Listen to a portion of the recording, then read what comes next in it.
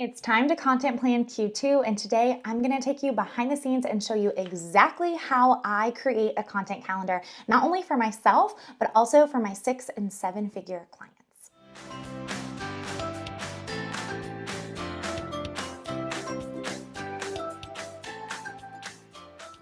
Hey y'all, Kat here. Welcome back to my channel. I am a biz coach and integrator for creatives, helping you make dreams and dailies happen. And today we are going to do one of my favorite things, content planning. I absolutely love thinking strategically about what a content calendar can look like. And so I thought it would be kind of fun to take you behind the scenes today and show you how I map out my own content. And since we're in the beginning of Q2, why not just let me show you how I am prepping content for April, May, and June of 2022.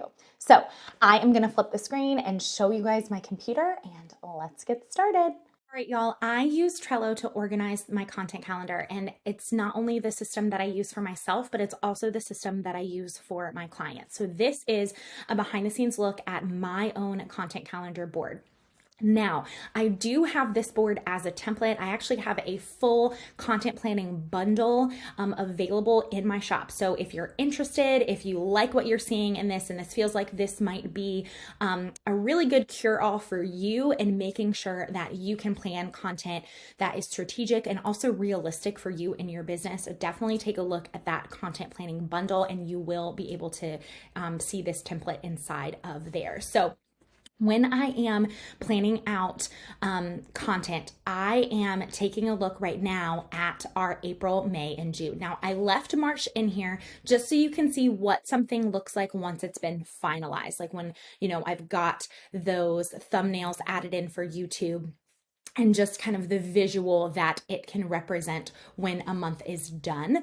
But right now, I'm focusing on April, May, and June when I am mapping out my content. Now, for me personally, YouTube is my main hub of content. So I use YouTube as the very first thing that I want to do when I am prepping my content. So I'm thinking about YouTube first and foremost.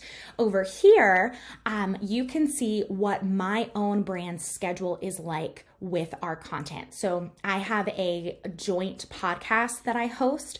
So I've got our Talking Small Business podcast up here. It's every other week. So on Mondays and Wednesdays, those are hard pushes for that brand every other week. And then Thursdays and Fridays are when we're pushing YouTube. Now, if we don't have a podcast, I will also push YouTube earlier in the week. But again, this is just kind of a rough outline of what that schedule looks like for me when I am prepping that content. So when I am thinking about my content, there's a couple of things that I do. So again, remember, we're going to focus on April, May, and June.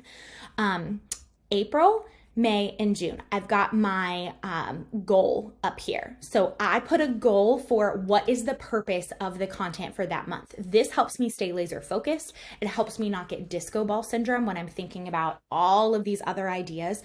I don't know about y'all, but I'm an idea girl. And even though I don't consider myself a visionary, I do have lots of ideas for content that I want to create for you. I love creating content. And so sometimes I can go like a little squirrel and I can get all over the place when I'm thinking about content that I want to create.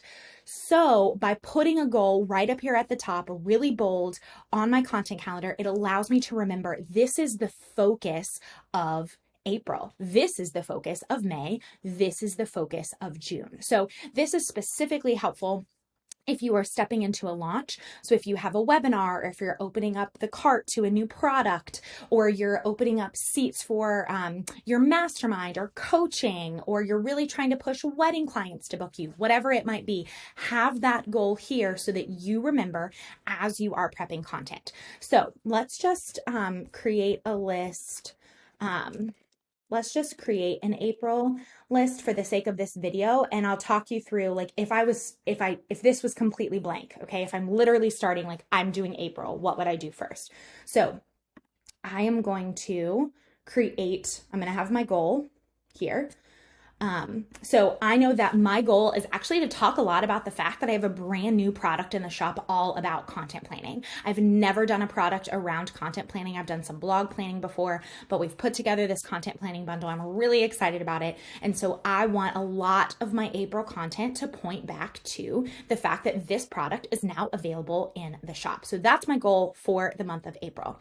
Then I want to add in what launches that we have coming up. This is something new. I've actually just started doing this on my content calendar within the last like 6 to 8 months, and it has been a game changer. So if you guys watched last week's episode, you saw me talk through how I plan out the month of April just as a whole, not just content, but like everything for the month of April. And I take a look at what projects are going on, like what sales, what launches, like what promotions are happening. So now I want to take that and I want to have that right here when I'm looking at my content. I want to do that for a couple of reasons. Number one, I want to make sure that if whatever it is that I'm talking about isn't directly related to it, I add some additional priming content to relate to it. So like this month is a great example. I'm opening up mastermind applications at the end of the month.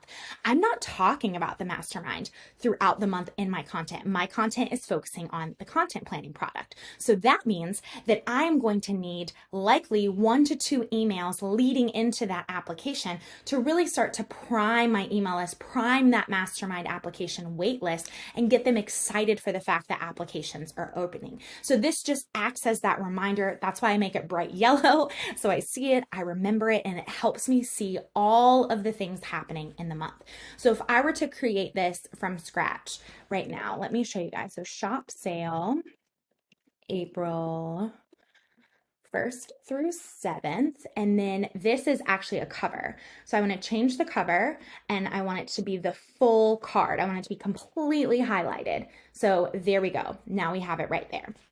So now I know that this is happening. I'm just going to copy this one for the sake of time on this video. So now we've got mastermind applications open. So that's going to be what I do first. Before I pop in the content that I'm talking about, I am going to take a look at, okay, I've got a shop sale happening and I've got mastermind applications opening. Up next is when you start to add in the nitty gritty. So I know that I'm focusing on YouTube and YouTube goes live on Thursdays. For me, when a YouTube video goes live, I also have a blog that goes live talking about the YouTube video. I have found that my audience responds really well to having the option to watch the video or to go to the blog and read the content. So I like both of them to go live on Thursdays, and the email also goes out on Thursdays and it pushes to both. So it lets people know, hey, do you want to go watch it on YouTube? Click here. Would you rather go read? Click here. And so it gives my people the option. We also push it out on stories, and then we push out on stories the next day too. So again, this is like my reminder. I know we're focusing heavily on YouTube. In regards to the podcast, I don't have the podcast content mapped out on this plan because the podcast is a collaboration with my biz bestie. So we have our own board where we map out our content for the podcast. We have our own separate blog for the podcast, so that it's kind of like its own little content engine over there. And so while I keep it here to like, again, remember, like, yes, that's happening every other Monday. We've got a new podcast and I'm sending out an email to my list about the podcast. It is not going on my blog, and it's not something that I'm planning out when it comes to my own content. That is something that she and I plan together based on the things happening in both of our businesses so that it's strategic for both of us. So back to this. Now I know, okay, the month of April, new content planning product. That's my goal. I've got a shop sale happening in early April. I've got mastermind applications opening up at the end of April. So how do I want this content to factor in the interim? Well, I know I want to talk about content planning. So what is that going to look like? This is actually wrong too. So here we go. You guys are like seeing real life. So what I would do when I am planning this out with a card is I'm going to go to a card that already has my full workflow. I'm just going to copy it. So I would put April 7th because that's the first one. And I can even just go right there. Now I've got it mapped out here. And then April. I could copy this one just as is. So then this is how I'm going to just start planning out. I'm going to start thinking through, well, what content can I give to my audience that pushes them to the new content planning product and fits in with what I want to talk about, some of the ideas that I already have kind of centered around content planning. So then I map out the month. On every single card, we've got all the things that you would ever need to know. You guys, I love streamlining this. It used to be that I would like have things in a Google Doc and have things in Dropbox and like be going all over creation. Nope, I can keep it all right here. My husband does all of our editing. I've got some notes at the top for him. We've got our YouTube description. I write the email copy right here. We link the video, and then we have a drive folder just in case there's like an extra screen share video like this, or something that we might need to pop in. And then we've got our full workflow. So everybody on the team has their workflow, knows exactly what they need to do. So here's an example. Let's take a look at this one where we've got, so you can see email copies filled in. I had left notes for him, email copies filled in, video link, IG stories have been added, and then the team has been working on content. So, team has been working on their workflows. So that's why I love to do all of this right here in Trello, because not only am I able to map out my content, but I'm also able to mobilize my team. If you don't have a team, you can still have a workflow for you so that you remember all of the steps. I mean, these are so many steps, you guys, from, everything that needs to happen in Canva, in WordPress, with scheduling. Like there's a lot that goes on. So have a workflow just for yourself so that you don't forget any of those pieces and you're getting things scheduled when and where they need to be scheduled. I highly recommend that. So once going back, once I have this done, then I'm rinse and repeating for the other months. So here again, I had already mapped out, like, this is what April's going to look like. Then I've got what May is going to look like. And then I've got what June is going to look like as well. Sometimes I have a blank spot, like right now in June, I'm still like kind of undecided on what that video could be. That's okay. I don't want you to feel like when you map out a quarterly plan for your content, you have to have every single one like right at the beginning of the quarter. If you want to give yourself some blank space, and then like when you sit down to record, see how you're feeling. Or not record, write, whatever it is, whatever function it is that you're using. I also think that allows you for flexibility in how has your audience responded to certain things that they've been getting. So for example, for me, for the month of May, my focus is trying to get people to opt into my week Trello template. So I really want to focus heavily on Trello in the month of May. So I've got a lot of Trello specific content going live. And that also is kind of the same thing for the beginning of June. This video being blank gives me a little bit of flexibility to see, well, what other questions are people asking about Trello? How can I give the people what they want? So I personally love to have 1 to 2 blank videos, or blank slots for content throughout your calendar to allow you to see, what are people saying? What comments are people asking you? What DMs are you getting? And how can you continue to serve? All right, you guys, I hope it was helpful to go behind the scenes and see my process when I am mapping out content for the quarter.